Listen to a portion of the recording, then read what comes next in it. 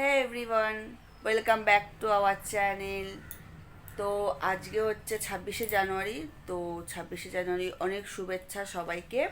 সকাল সকাল আমি রেডি হয়ে নিয়েছি, যেহেতু আজকে আমাদের একটা মানে বাবাইয়ের ড্রয়িং কম্পিটিশন আছে। তার জন্য দেখো, যার ড্রয়িং কম্পিটিশন সে এখন ঘুমাচ্ছে, মুড়ি দিয়ে অবস্থা দেখো।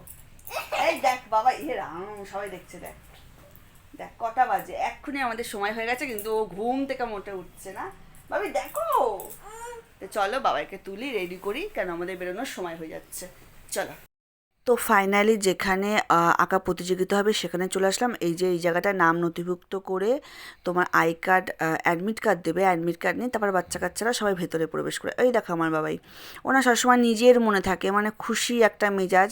প্রচুর বাচ্চা অংশগ্রহণ করেছিল, প্রচুর। আর বিভাগ ক, খ, গ এভাবে ভাগ করে দিয়েছিল বয়স অনুযায়ী।